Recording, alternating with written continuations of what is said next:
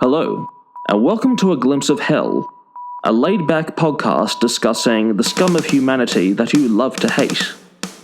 You can hear all our content on YouTube, Apple Podcasts, and Spotify, and follow us on Facebook, Twitter, and Instagram for juicy comments and gossip. Please give us a nice review. Should you not, your safety cannot be guaranteed. Hello, everybody, and welcome to A Glimpse of Hell. It's been a little while since we've recorded, as my co-host Matt has been going through some life changes. I just wanted to say congratulations to you and your beautiful wife, Meg, for little Harrison Patrick, who was born 3 weeks ago. Oh, thanks so much. Yeah, we're really happy. He's such a beautiful boy, a bit big for his age. He's so cute.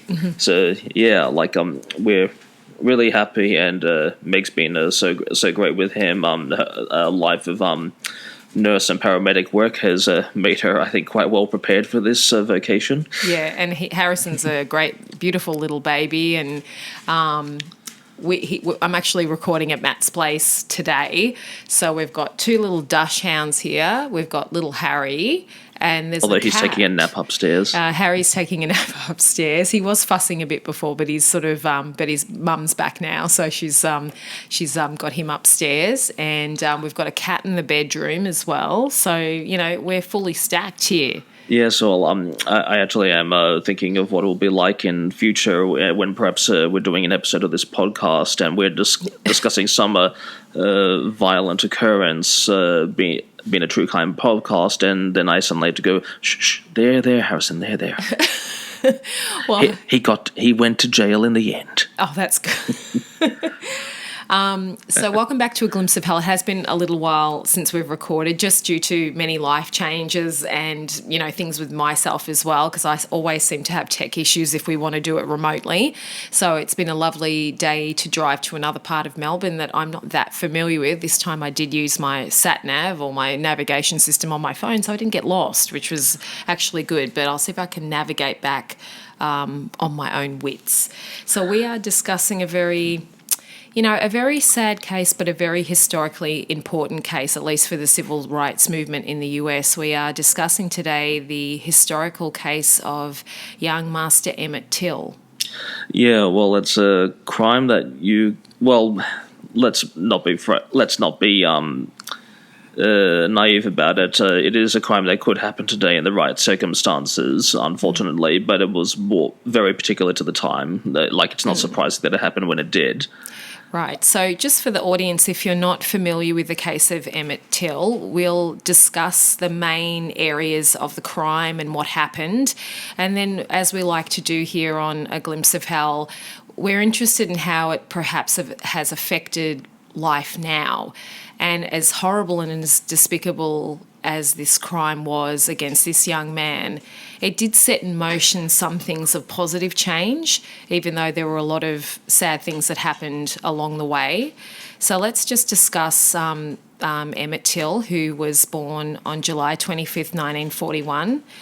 Obviously, he was only 14 when he passed away. He was murdered August 28th, 1955. And he was an African-American boy who was abducted and he was tortured before he was murdered in Mississippi in 1955. We also have to remember that Mississippi was one of the main areas in the US that did really police the Jim Crow laws of segregation.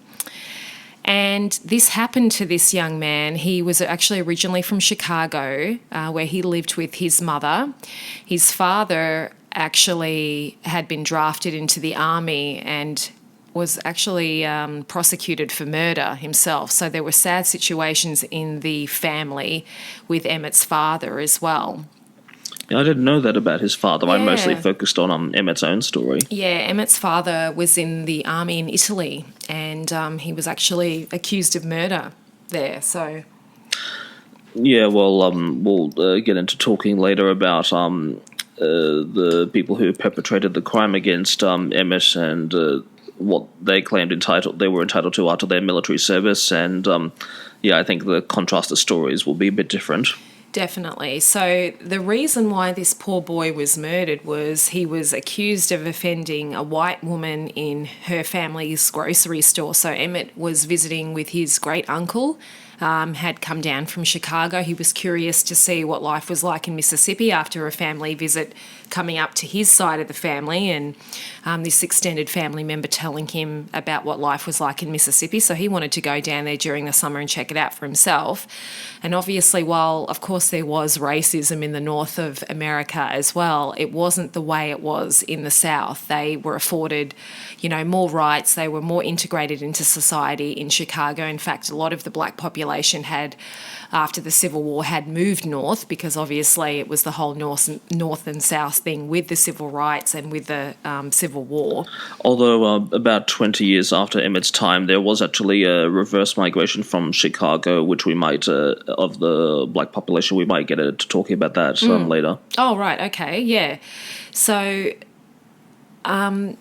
what happened in this case essentially was that the two killers, so the woman that Emmett had apparently offended, they sought him out at the relative's property. They kidnapped him, they tortured him for several hours, and then he was murdered and dumped in a river, and the two men got off. And that and it wasn't bad enough what happened to Emmett, but it was the whole chain of events around who said what, who did what, and I don't think anyone's ever been able to get a straight story, but it drew attention to the prosecution and the persecution of the African American population in the US. And this young man posthumously, so I hate saying that word, became a hero of the civil rights movement, and he should be remembered for that, because his death did set off a chain reaction of other things, and including Medgar Evers and Martin Luther King Jr. as well.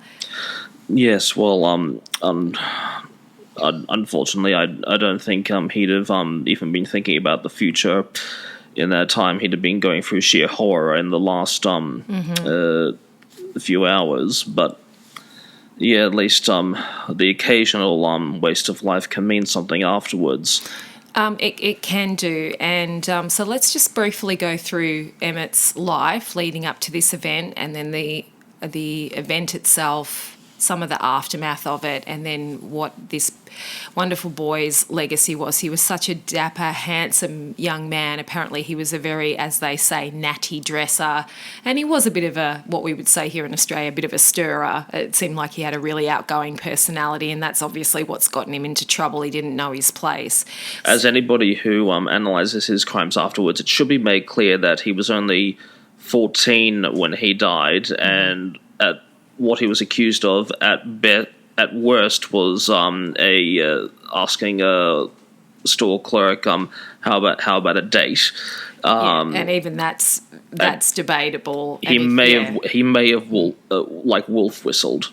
Exactly. And it's just interesting that no one, like some of his relatives give a different story. Obviously, the woman and her family give a story. She's given several different stories before she died. So we'll go through it. It just seems like it's just a whole, it's just an embarrassment of bad times for everybody. It's sort of like Chinese whispers. It started off with one thing and then escalated beyond everyone's control. And a lot of people were sort of not victims of circumstances, but these people were just acting the way they had been raised. So it's, sort of a sad indictment of how they were living as well, really. Yeah, I have a bit of a controversial opinion, actually, about what can contribute to situations like this, where you have sort of private summary justice and such violent committings of death, because until not even 20 years before this, we still had in America public executions, and which was gradually dying off in most developed nations. But I think what we often see with countries that commit overly harsh and especially public displays of justice is that it's almost condoning to the general population what's okay. And if it's okay for a person to be publicly hanged, for example, as spectacle, then they see it as their right themselves to do it. Yeah, we forget how brutal history actually was. It was very common. I'm not defending anyone, but it's like when you a government acts violently, adds a bit of an edge to the element. Yeah, definitely. So let's just go through a bit more of this case. It's probably, it's probably something that I don't think many Australian people would know this case at all. Obviously in the US, especially certain different communities would be very well aware of it. So Till was born and raised in Chicago, Illinois. He was actually on a summer vacation in 1955 and he was visiting, actually the name of the town that they were near was Money, Mississippi. How about that for a name? Ironic, since a lot of the southern states were still recovering economically from the Civil War even 100 years later. Yes, so he was out and about in the town where that he was visiting family and he spoke. We put inverted commas around that because we really don't know what conversation he had. Apparently he was alone in the shop with her just for a brief period of time. To 21-year-old, and she's a kid herself really, Carolyn Bryant. She was white and she was married and she was a proprietor of a small grocery store that Emmett and some friends he was with went into to buy some candy. So everything that happened in the store is a matter of dispute. The people Emmett were with, all of them tell slightly different stories. This woman herself tells a different story. Her husband and his co-conspirator tell a different story. So we don't know. But obviously she's taken offence to something and it's escalated out of control. So what historians say is that his interaction with her violated like this unspoken code that they had that you don't approach black men, boys or men do not approach white women in such a way. And so basically after the incident, apparently her husband, she didn't say anything to him directly, but he found out about it through a customer that had been near the store. So if they were near the store, they weren't in the store at the time. So that's going on just exactly how out of proportion this thing got blown. And so, how dare he interact with her like that? How dare he speak to her? He needs to get his comeuppance. So, and it wasn't even like the night of the incident. It was several nights later. And then Bryant's husband, a man called Roy, and his half-brother, a man called J.W. Millam, they decided to arm themselves up. They went to Till's great-uncle's house. That was the relative he was staying with. They abducted Emmett. They took him away, and over the course of several hours, he was beaten severely. He was actually mutilated as well. Then they shot him in the head, and they, what was it that they used to sink him to the bottom of the river? Was it a fender? It was some sort of fan from a fan from a heavy fan from an instrument used to do with I think cotton processing. Oh right, yes, that's right. I was thinking like a tail, like a fender from a car, but now you say fan, that rings a bell. But it was a thing afterwards when they actually did an interview for a magazine about their crime, where never mind that they were committing pretty severe assault on a child. They were more concerned about being accused of stealing a disused fan blade to drown him. Yeah, it's amazing what they saw that their priorities were.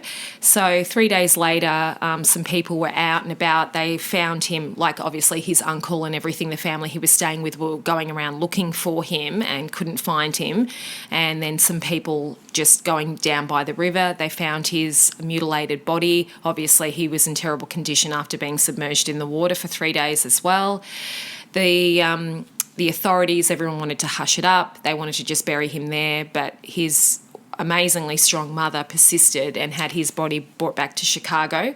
She only died about 10 years ago, I think. I know. She was actually quite long-lived. I think a lot of the other people in this case were quite long-lived, I think including Carolyn Bryant herself, because she was still giving interviews in the early 2000s about what had happened. His mother insisted on having an open casket, which you can find the pictures online and they are horrible to see, just an FYI. If you don't have a good stomach or you take those sort of images and internalise them, probably not a good idea to see them. But this poor young child just looked like some kind of space alien or something because of the condition that his body was in. They had a massive public funeral for him. Mamie Till Bradley, she definitely wanted to let the world know what her son had been through, so that's why she wanted the casket open. She wanted the public, especially the black public, obviously the polite white folk would just turn their head away from it. But they came in droves to see the casket. Yeah, they did. So whether, but the funeral was a massive thing, so tens of thousands, and they viewed his open casket, and the images of his mutilated body in the casket were published in many different newspapers, especially newspapers that circulated in the black community. And obviously the family started calling for justice.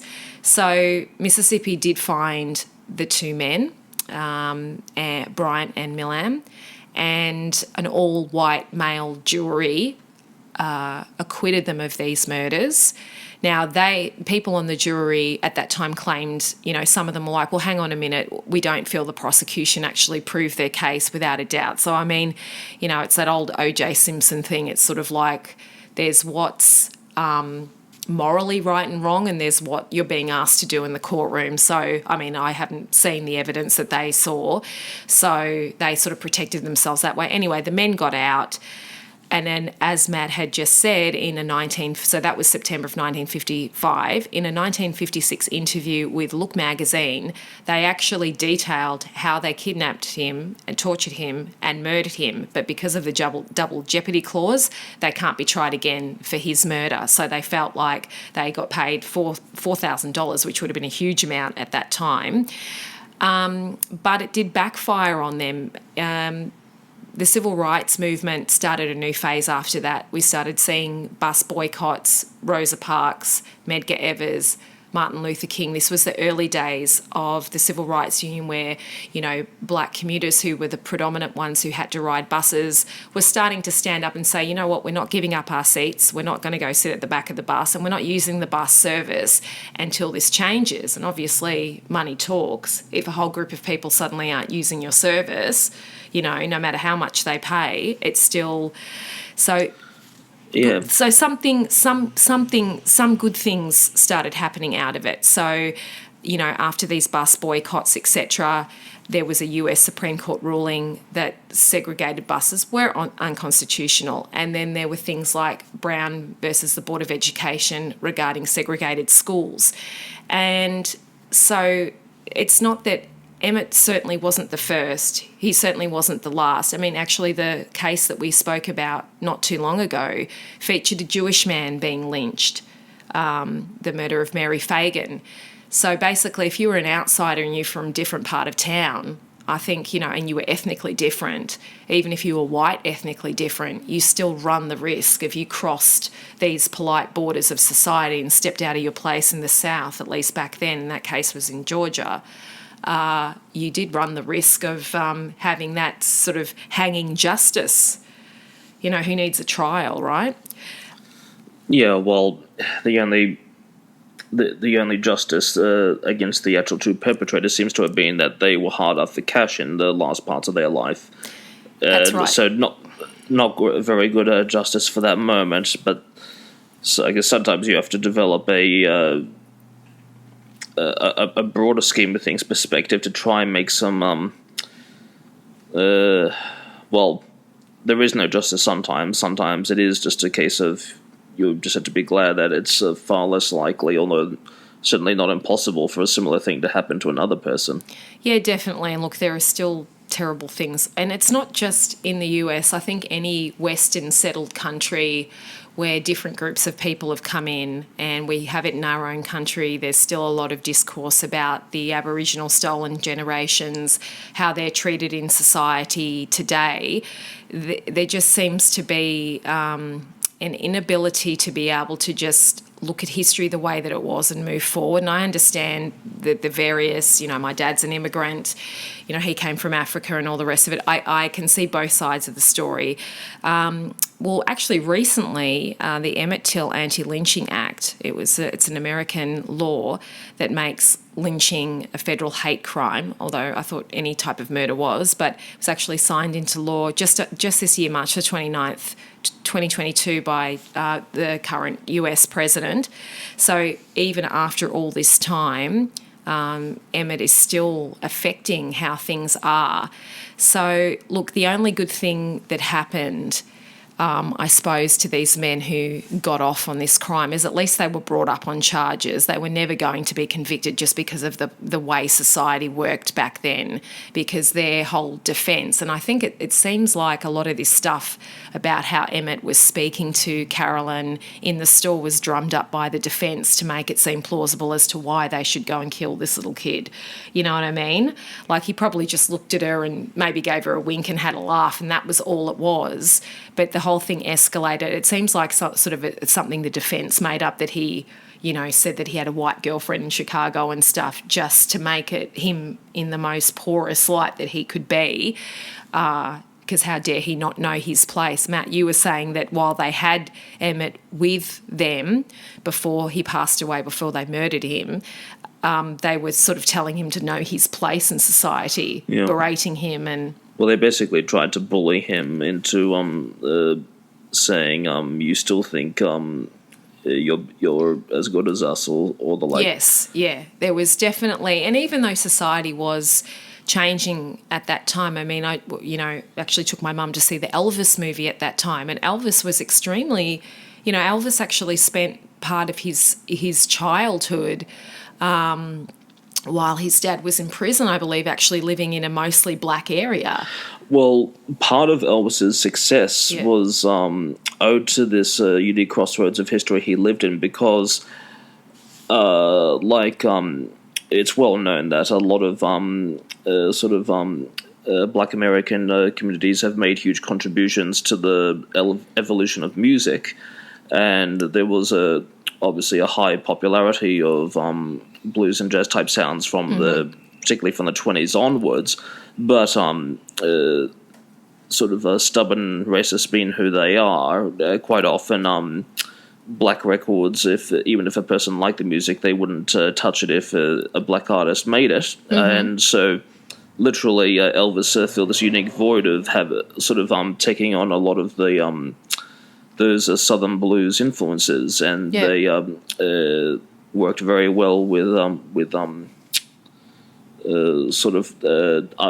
northern audiences.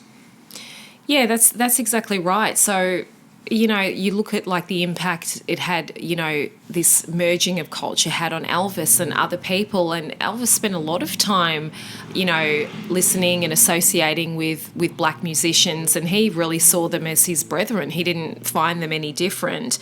And, their culture and their music has had such a profound effect on, modern pop music and stuff today. I mean, Elvis was the king of rock and roll, and Michael Jackson, a black man, was the king of pop. So, but getting back to Emmett's case, just going on about Bryant and Millam, how they thought they could then just, have this interview, get paid for it it's almost like O.J. Simpson having an interview explaining how he committed a double murder, and thinking that would be fine.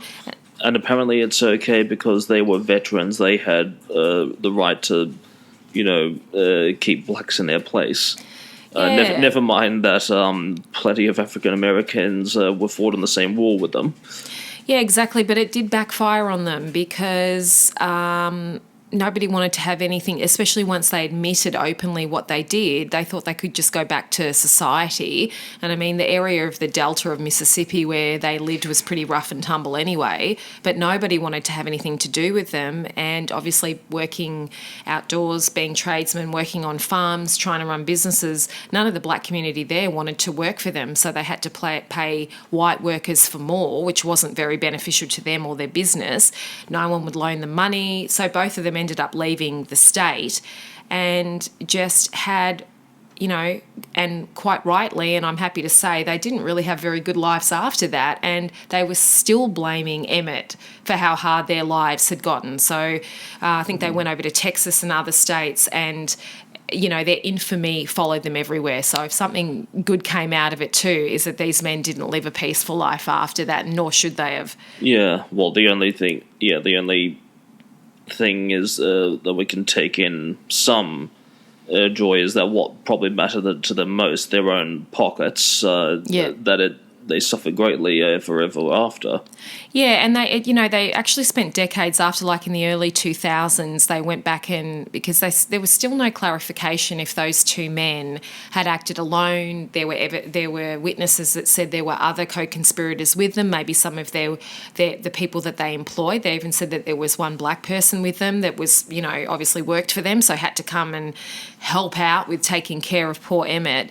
So Emmett's body was actually exhumed because there was some conspiracies that wasn't really Emmett Till. It was confirmed, and they were actually able to have a look at the injuries that were inflicted of him, where he'd actually been shot, what sort of torture they had inflicted on him.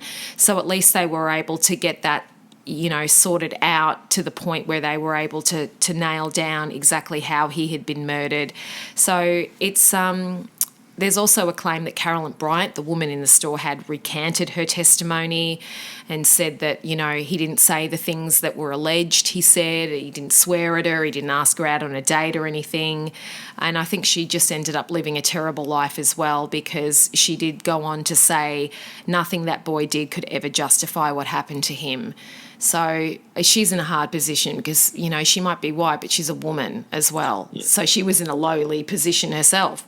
And I'm just thinking, justifying what happened to Emmett Till, I think, short of doing something like what Ted Bundy did, there's very few things you could do that justify that outcome. That's exactly right. So, look, this case is, it's one of in the pantheon sort of American civil rights cases.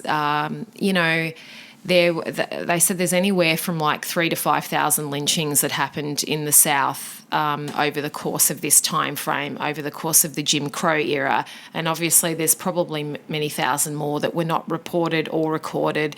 But all I can say is that I think the best way that the modern black community can honour this boy is living their best lives and not keep hearkening back to the time where he was alive, because there aren't those barriers anymore. And while I understand there's some barriers of the mind and some people are always going to be ignorant and stuff, you're going to get that with any racial group, with anywhere you live, in any country, in any world. I'm on this side, you're on that side. But honour this boy, honour the people like him who were killed back then, by living your best lives and making the best of the opportunities that the country can give you. And I think I'll just leave it at that, yeah. And this is an example of a certain dark element of human psychology that is tapped into at certain times, which is not just applicable to hate crimes such as this, but even in Australia, well, we can refer to plenty of crimes that happen against Aboriginal populations, but even more recently with another group, for example, people of same-sex orientation. It's become more well-known recently in Australia, and I'd like to do an episode on this at some point. Yeah. But, for example, in Sydney, there was a certain public parkland that was a sort of a open, secret place for where single gay men would meet up to, have a quick date. And certainly if it were less police now, it could probably still happen, but particularly in the 80s, when sort of urban hate crime and homophobia was at one of its peaks, a number of men were literally hunted out when going into those parklands and were given summary murder. And although you may give whatever kind of political hate philosophy afterwards if you're caught, it's tapping into that same psychology, a fear of the otherness, and you when you feel that, it allows you to sort of dispose of life for sport.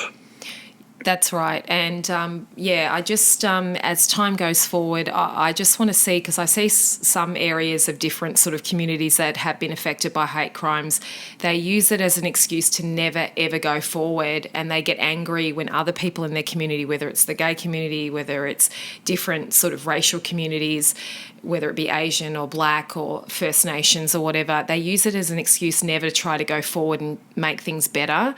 And I'm not saying everybody in the community does that, but certain people with political machinations, they use that as a cudgel to keep that community down to control them. And I just don't like seeing that. I don't like people invoking the name of poor people that have suffered many decades ago to justify poor behaviour now. And what we should be encouraging is to remember those people for the horror that they went through, the sacrifice, their family, of what they went through, and use that as the impetus to keep creating positive change, not just keep hearkening back to the deck stacked against us and separating people out. I think when everybody sees that they're part of the bigger community and the bigger society, that's when a lot of these problems will start really fading into the background. But keeping people separated, it's that old Jim Jones thing. Yeah. And we know what happened at Jonestown, so... Yes, you can refer to one of our previous episodes, I think episode 3, for information in that section. That's right. But yeah, definitely finding a common kinship is a good way to break down hatred. Like, for example, an often little-known fact is the cross-influence of ancient Greek culture, although it traditionally has been used as a propaganda tool to propagate the idea of Western European civilization. There's actually quite a good cross-correlation with how Muslim cultures developed, and so in a time when they've often been demonized because of events of the last 20 years, that can be a good cross-reference to be looked at. Definitely. So, well, thank you for that insight, Matt. Matt's a historian, in case you didn't know. Well, your major was art history, wasn't it, or? And archaeology, yes. Yes. So, whereas I'm just a boring old communications major. So, but thank you for joining us. But you communicate that so well. Oh, thank you very much. So we just wanted to say, rest Emmett Till's soul, rest his mother's soul. Hopefully he's in peace wherever he is, and he deserves to be remembered. There was nothing he could have done in that shop for those few minutes that would have justified anything that anyone did to him. And I'm glad the people who were dishonest about it and covered up what really happened. I mean, this boy should have just been sent back to Chicago, and that's all that should have happened to him. So rest Emmett Till. Well, he shouldn't have had to even do that. But yeah, that should have been the worst thing that happened to him. So thank you for joining us today on A Glimpse of Hell, and we will see you on the next episode.